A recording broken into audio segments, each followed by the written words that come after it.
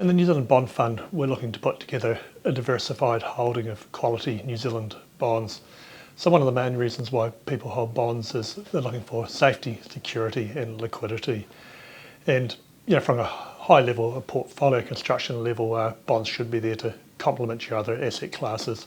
So like many things in life, economies and financial markets go through cycles, and there'll be times when, equities perform well, and there'll be times when they perform poorly, and hopefully your bond portfolio will help to smooth out some of those ups and downs. One of the main reasons for holding bonds, as I said, is safety, security and liquidity, but also your other choice is that you can hold cash.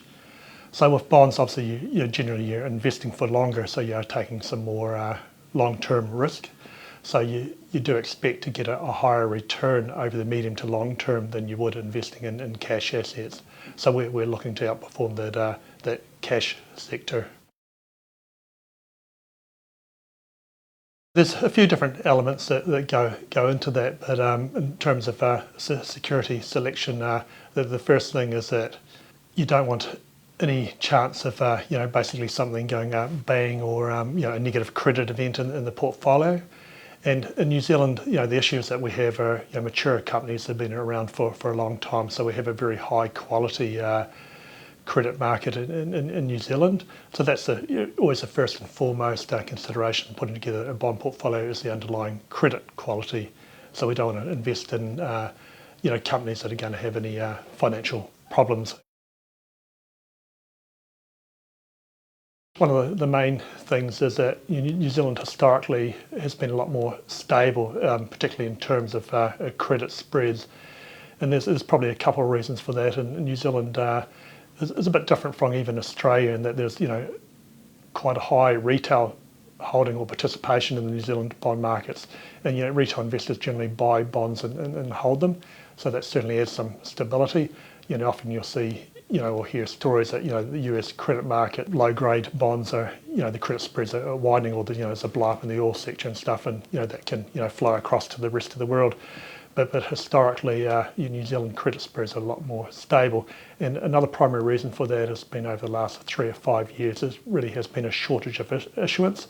So supply versus demand has also been a very important anchor for value in the New Zealand bond market. We have a well-experienced team, so we've been around for a long time, and also we look at the most reliable and consistent ways of adding value in a portfolio. So we're not necessarily wed to one way of doing things. We think about what best makes sense at the time in the current market environment. So I always like to put myself in an investor's position, and obviously, for any job you like to do the best you can. So for us, it's always a balancing act. Like as I said, our performance is measured against a benchmark, and also at the same time we're thinking about absolute return. And the fund does have a mandate or a series of constraints that we can work in. So in uncertain times we'll have less risk. So a good example is that in terms of how much duration or interest rate risk we're taking in the portfolio, which obviously feeds through to how much capital gain or capital loss you have. We're not taking very big bets at the moment.